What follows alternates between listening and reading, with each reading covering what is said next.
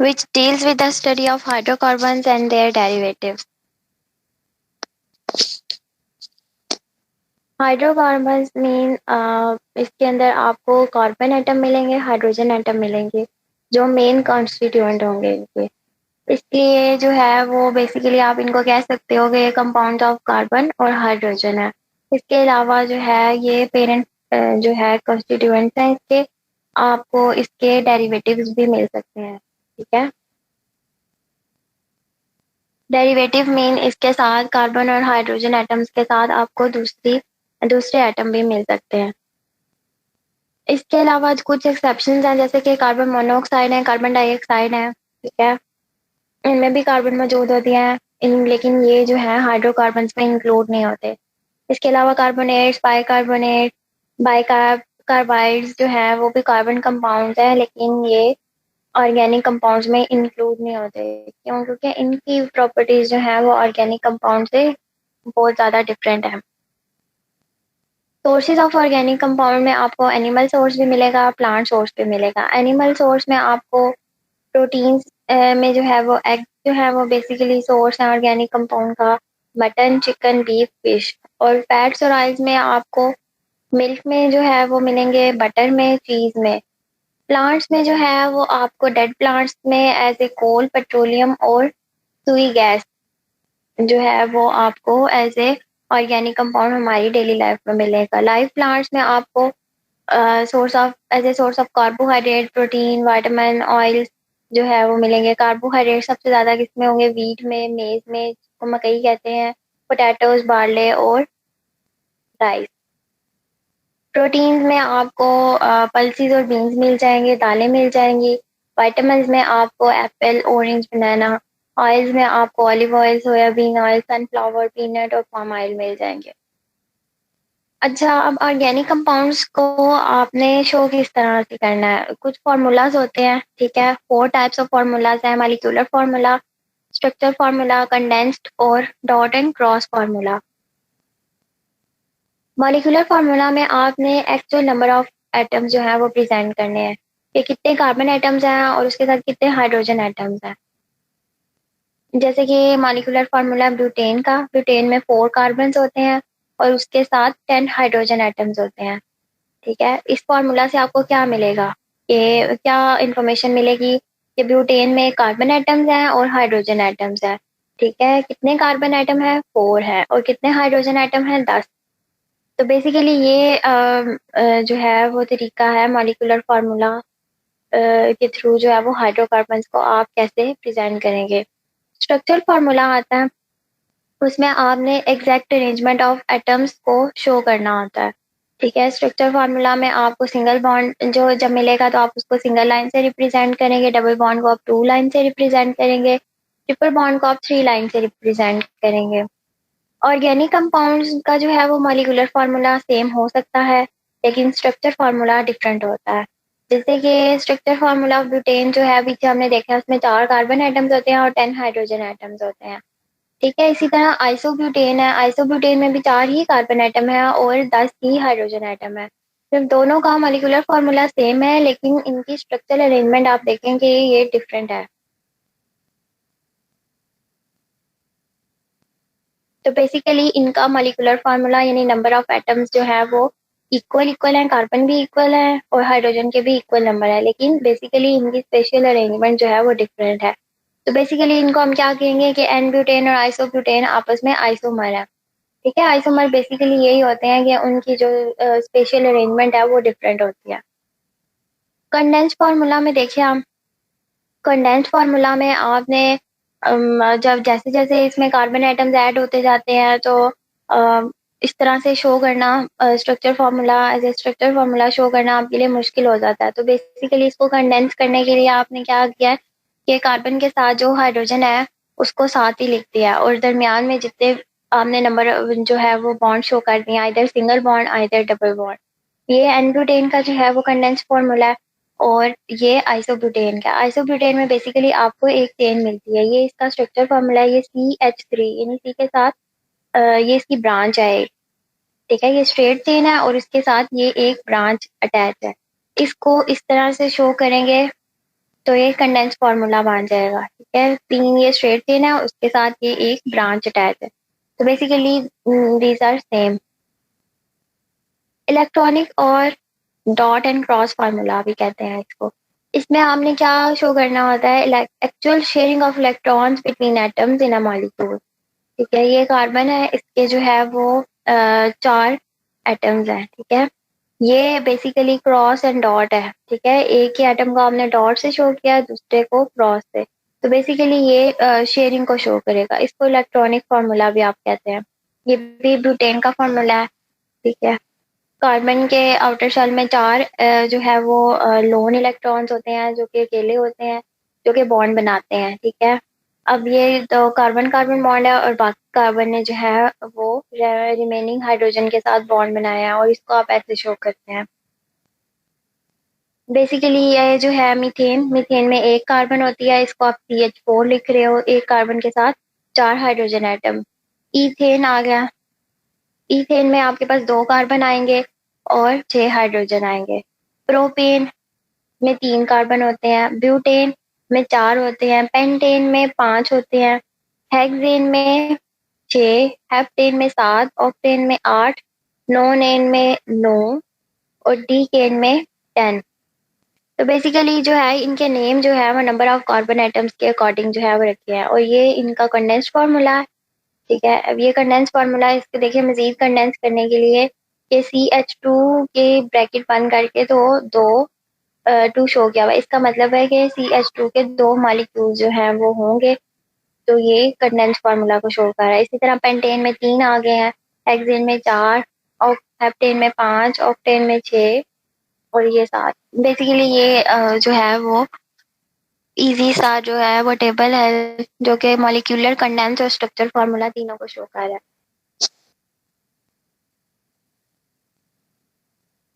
ये flow diagram है। Molecular formula में actual number of atoms, condense formula में group of atom join together to each carbon atom. ठीक है, इसमें एज ए ग्रुप आपने जो है वो डोनेट करना होता है। स्ट्रक्चर फार्मूला में एग्जैक्ट अरेंजमेंट ऑफ एटम्स जो है वो आप शो करते हो। इलेक्ट्रॉनिक फार्मूला में mutual sharing of electrons. Organic और इनऑर्गेनिक कंपाउंड्स का कंपैरिजन करेंगे तो बेसिकली जो है जनरल कैरेक्टरिस्टिक्स में ओरिजिन आप देखें तो ऑर्गेनिक कंपाउंड आपको बेसिकली प्लांट्स और एनिमल्स जो नेचुरल सोर्सेज हैं उधर से मिलेंगे। इनऑर्गेनिक कंपाउंड्स आपको मिनरल्स और रॉक से भी मिल सकते हैं।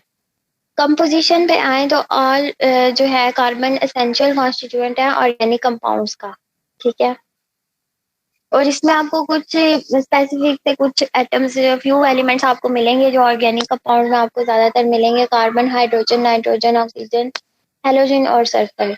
इसके अलावा इनऑर्गेनिक कंपाउंड जो है उसमें पीरियोडिक टेबल है जिसके अंदर आपको सारे जो है वो एलिमेंट्स मिलते हैं। इसके अलावा जितने भी कंपाउंड होंगे आप इनको इनऑर्गेनिक कंसिडर करेंगे। Covalent linkage. ठीक है, ऑर्गेनिक कंपाउंड्स में कोवलेंट बॉन्ड होते हैं जो कि पोलर यानी चार्ज भी हो सकते हैं, नॉन पोलर अनचार्ज भी हो सकते हैं। इनऑर्गेनिक कंपाउंड्स में जो है वो आपको आयनिक बॉन्ड मिलेगा। ये थर्ड डिफरेंस है दोनों में। सॉल्युबिलिटी की बात करें, ऑर्गेनिक कंपाउंड जो है उनमें जो नॉन पोलर लिंकेज है वो बेसिकली सॉल्युबल होते हैं ऑर्गेनिक सॉल्वेंट जैसे कि alcohol, ether, benzene, carbon disulphide. इस तरह के ऑर्गेनिक सॉल्वेंट्स में जो है वो ऑर्गेनिक कंपाउंड सॉल्युबल होते हैं। इनऑर्गेनिक कंपाउंड जो है वो वाटर जो कि पोलर सॉल्वेंट है उसमें भी सॉल्युबल होते हैं। तो basically organic compounds non polar जो है सॉल्वेंट्स में जो है वो सॉल्युबल होते हैं, और इनऑर्गेनिक कंपाउंड जो है वो पोलर जैसे कि वाटर आ गया। इलेक्ट्रिकल कंडक्टिविटी की बात करें कि कोवलेंट बॉन्ड जो है वो स्ट्रॉन्गेस्ट बॉन्ड है और डिफिकल्ट टू ब्रेक है। ठीक है, इसलिए जो है वो पुअर कंडक्टर्स हैं ऑर्गेनिक कंपाउंड्स। इनऑर्गेनिक की बात करें उसमें आयनिक बॉन्ड्स होते हैं। ठीक है, वो गुड कंडक्टर होते हैं। इलेक्ट्रिसिटी के मेल्टेड स्टेट में या फिर एक्वस सोल्यूशन में आप उनको डालें तब। मेल्टिंग और बॉइलिंग पॉइंट्स की बात करें, ऑर्गेनिक कंपाउंड्स का जो है वो लो मेल्टिंग और बॉइलिंग पॉइंट होता है। ठीक है, और वोलेटाइल होते हैं नेचर में। इनऑर्गेनिक कंपाउंड्स में जो है वो हाई मेल्टिंग और बॉइलिंग पॉइंट होता है। मेल्टिंग पॉइंट बेसिकली क्या है कि वो टेम्परेचर जिस पे आप सॉलिड को लिक्विड में कन्वर्ट करते हैं उसको आप कहते हैं मेल्टिंग पॉइंट है। और बॉइलिंग पॉइंट क्या है कि वो टेम्परेचर जिस पे आप एक लिक्विड सोल्यूशन को आप वेपर्स में कन्वर्ट करते हो। जितना टेम्परेचर रिक्वायर्ड होता है उस टेम्परेचर को हम कहते हैं कि ये उस कंपाउंड का स्पेसिफिक बॉइलिंग पॉइंट है जिसपे वो वेपराइज हो जाता है। स्टेबिलिटी की बात करें, ऑर्गेनिक कंपाउंड जो है वो लो मेल्टिंग और बॉइलिंग पॉइंट है, इसलिए वो लेस स्टेबल है देन और इनऑर्गेनिक कंपाउंड।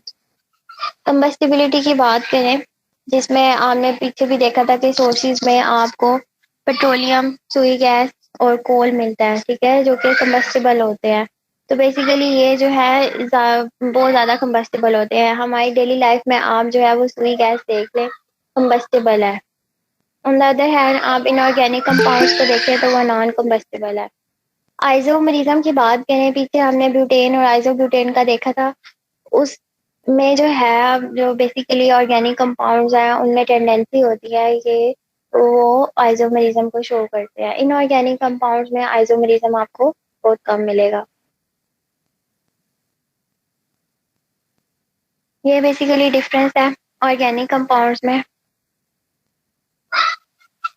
इसमें जो है वो कार्बन एटम मेन कंपोनेंट है, ठीक है, ऑर्गेनिक कंपाउंड में, ठीक है। और इसमें ज़रूरी नहीं है कि आपको सिर्फ ज़्यादा मेन कंपोनेंट कार्बन ही मिले इनऑर्गेनिक कंपाउंड्स में।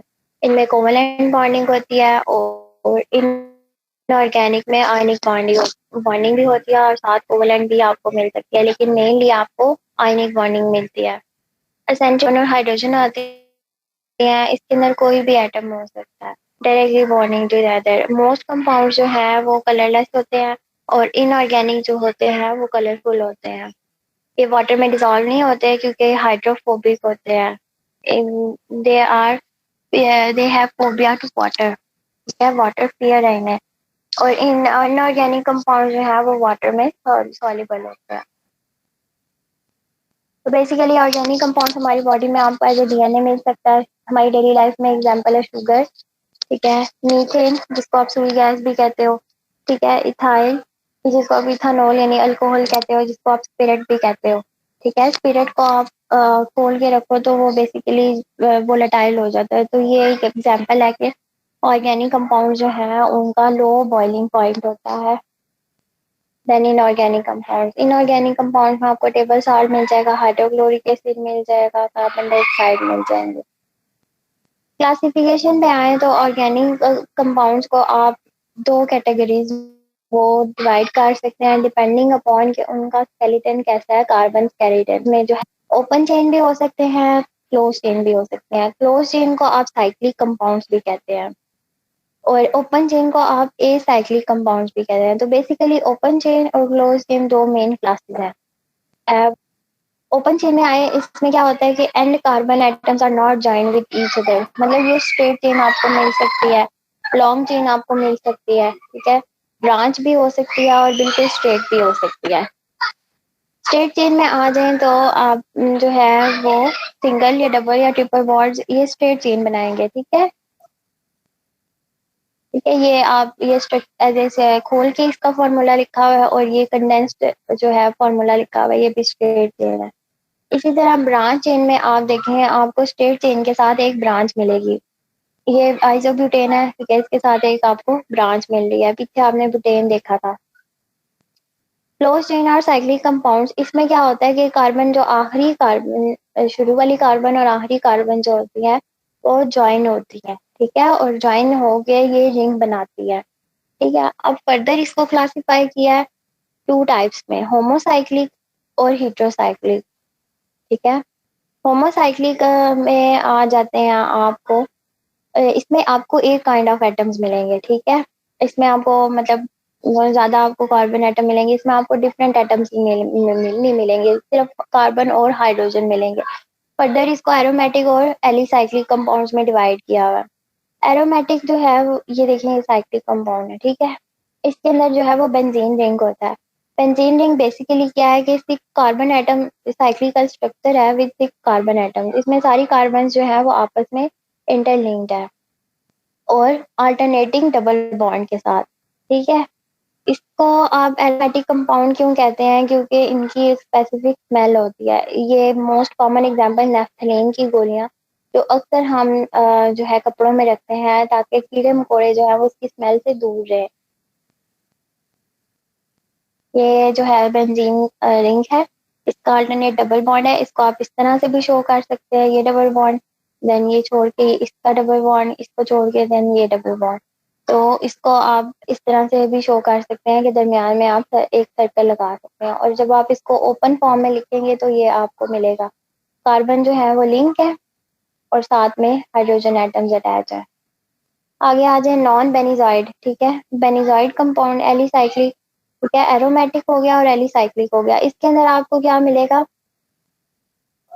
टाइप ये भी होमोसाइक्लिक की है। होमोसाइक्लिक के आगे आपने दो देखी हैं, एरोमेटिक कंपाउंड हो गए और एलिसाइक्लिक हो गए, ठीक है। एलिसाइक्लिक में बेंजीन रिंग नहीं होता, लेकिन होते वो रिंग फॉर्म में ही है।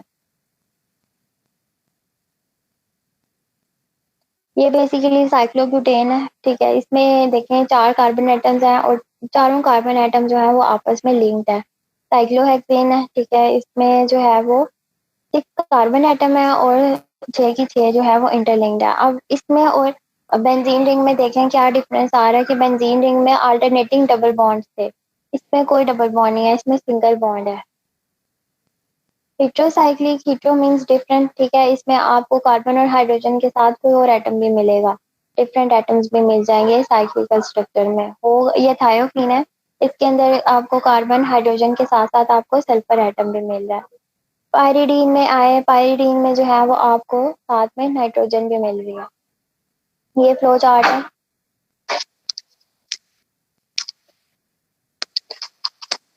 ये बेसिकली जो है वो ऑर्गेनिक कंपाउंड्स को फर्दर जो है वो क्लासिफाई किया, ओपन चेन और साइक्लिक कंपाउंड, ठीक है, या क्लोज चेन भी आप कह सकते हैं। ओपन चेन में आपके पास स्ट्रेट चेन आएगी और ब्रांच चेन आएगी। साइक्लिक में आगे होमो और हेटेरोसाइक्लिक आ जाएंगे। होमोसाइक्लिक में आपके पास एरोमेटिक और एलिसाइक्लिक। तो बेसिकली ये इसको समराइज कर रहा है जितनी भी अभी आपने पीछे क्लासिफिकेशन पढ़ी है। हाइड्रोकार्बन की तरफ हम आए तो हम पहले देख चुके हैं कि कार्बन और हाइड्रोजन एटम्स होते हैं इसमें। इसके अलावा जो है आप इसको कहते हो कि ये पेरेंट ऑर्गेनिक कंपाउंड है, ठीक है। और फर्दर इससे जो है वो कंपाउंड्स डेरिवेटिव डिराइव हो सकते हैं।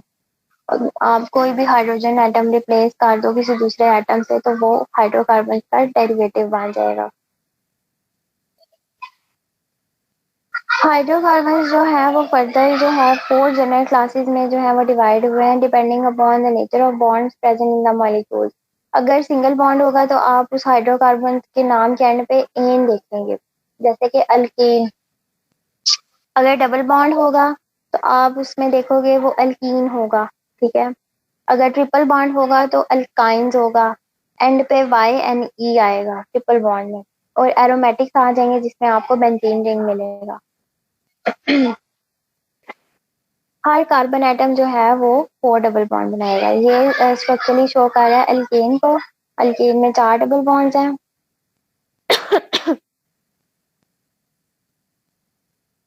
और ये जो है ये इनका जनरल फार्मूला है, ठीक है। जनरल फार्मूला क्या है? सी एन शो कर रहा है नंबर ऑफ कार्बन एटम्स को, हाइड्रोजन जो है वो शो कर रहा है हाइड्रोजन के साथ 2n+2। अगर चेन हो, चेन फॉर्म होगा तो ये जनरल फार्मूला होगा। अगर साइक्लिक फॉर्म होगी तो आपको ये जनरल फार्मूला अप्लाई करना है। अल्कीन, अल्कीन में डबल बॉन्ड होगा, अल्काइन में ट्रिपल बॉन्ड होगा, ठीक है। एरोमेटिक कंपाउंड्स में जो है आपको बेंजीन रिंग मिलेगा जिसका फॉर्मूला C6H6 है with alternating double bond. Classification on the basis of structure आपने पीछे भी देखा था कि ओपन चेन है, ठीक है, जिसमें आपने स्ट्रेट चेन और ब्रांच चेन देख ली, ठीक है। इसमें फर्स्ट और लास्ट कार्बन एटम जो है वो ज्वाइन नहीं होते, ठीक है। इसमें आपको स्ट्रेट चेन भी मिलेगी और ब्रांच चेन भी मिलेगी।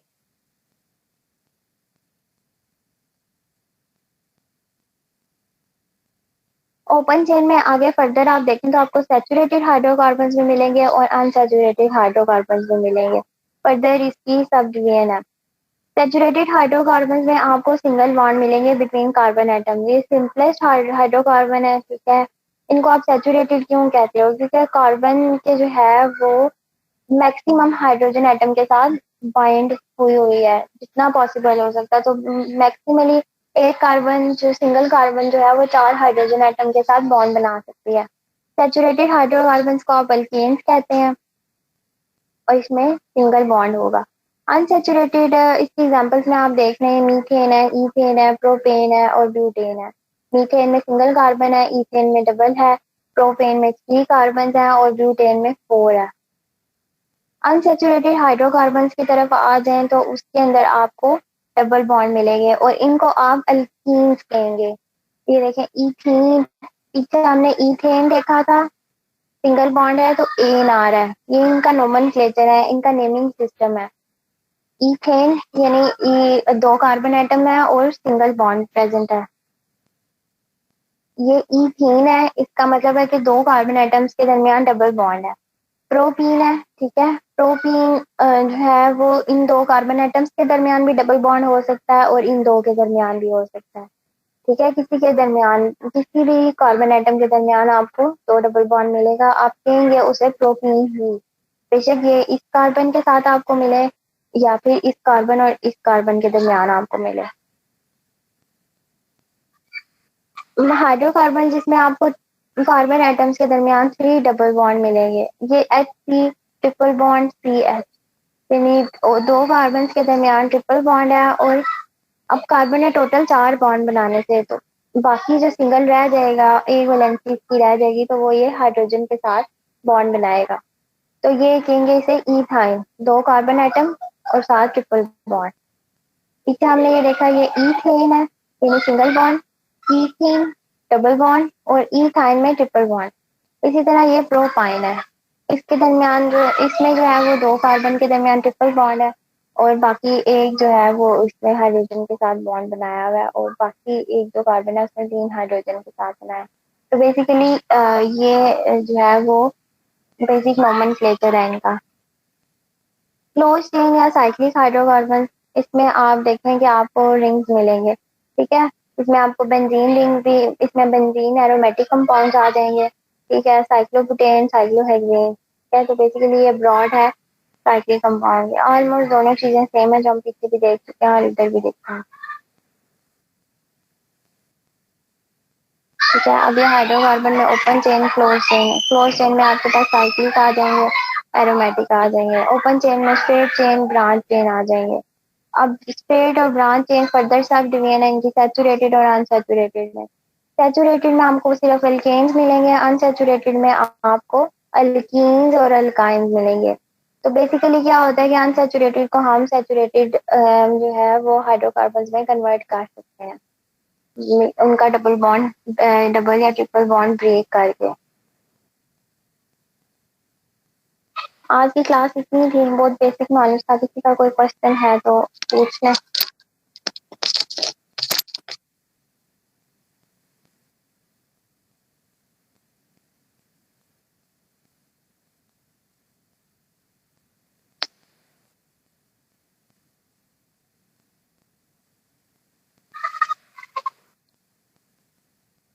किसी का कोई क्वेश्चन नहीं है?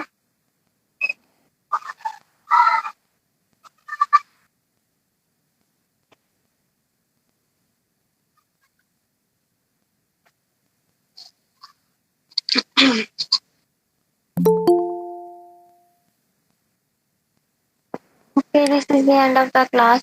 Thank you. Allah Hafiz.